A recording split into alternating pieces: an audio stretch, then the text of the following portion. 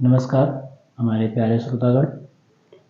आज हम आपसे बात करेंगे कन्याओं के विवाह के बारे में। जैसे आप हमारे पास बहुत सारे कॉल्स आते रहते हैं, फ़ोन आते रहते हैं कि कन्याओं के विवाह को लेकर के कि कुछ बाधाएं हैं, नहीं हो रहा है, समय ज़्यादा लग रहा है। तो गुरुजी से आज हम इसी बारे में चर्चा करेंगे।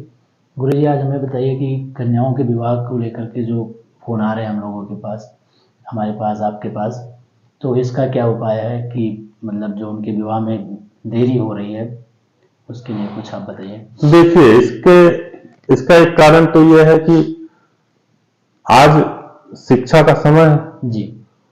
और पहले के टाइम में था कि लोग लड़कियों की शिक्षा के ऊपर ध्यान नहीं देते थे। जी बिल्कुल। कम उम्र में विवाह कर देते थे। अब उच्च शिक्षा देने के उसमें क्या हो रहा है कि 25, 26, 27 साल की उम्र तक वो शिक्षा ग्रहण कर रही हैं। बिल्कुल। जो तो ऐसी परिस्थिति में उनकी उम्र बढ़ जा रही है और बढ़ती हुई उम्र में लड़के जल्दी मिलते नहीं हैं। तो इस तरह की समस्याएं हमारे सामने भी आती हैं, उसका निदान भी हम बताते हैं। एक तो ऐसा है कि जिन कन्याओं के विवाह में विघ्न बाधाएं आ रही हों, दिक्कतें आ रही हों, तय नहीं हो रहा हो या तय हो करके कट जा रहा हो, अच्छा घर वर नहीं मिल रहा हो, तो पहला काम तो उनको खुद से कर लेना चाहिए कि बृहस्पतिवार का 16 बृहस्पतिवार व्रत रखें।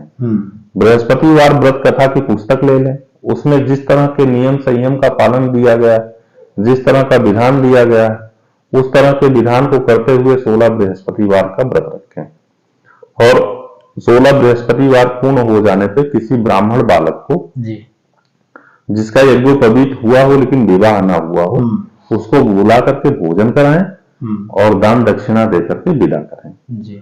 एक क्रम तो ये हुआ। दूसरा, माता कात्यायनी के मंत्र का जप स्वयं भी करें और 1.25 लाख मंत्र का जप कराएं और अच्छे घर वर की प्राप्ति के लिए माता मातंगी के मंत्र का जप जरूर कराएं। इससे क्या होता है कि कन्याओं का अच्छा घर मिलता है, वर मिलता है, अच्छा परिवार मिलता है और संपन्नता मिलती है।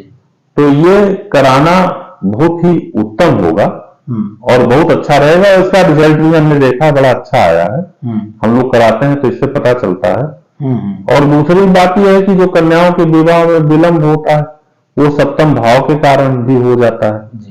सप्तम भाव विवाह का कारक होता है, पति का कारक होता है और उसमें अगर कहीं किसी प्रकार का दोष है, किसी प्रकार की कोई समस्या है तो उसके वजह से भी होता है। तो ऐसी परिस्थिति में ऐसे लोग अपनी कुंडली, अपनी पुत्रियों की कुंडली भेज सकते हैं।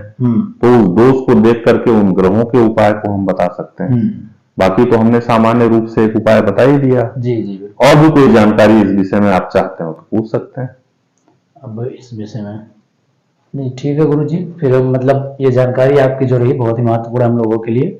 और हमारे श्रोतागण से निवेदन है कि हमारे वीडियो को बराबर लाइक करते रहें, सब्सक्राइब करते रहें और ऐसे ही हम उनको आगे जानकारियां देते रहेंगे। और जितना ही वो हम हमारा सपोर्ट करेंगे, हम आपका सपोर्ट करते रहेंगे हम जो है। और बहुत बहुत धन्यवाद आपका। और जो है फिर हम लोग अब अगली बार मिलेंगे जो है वीडियो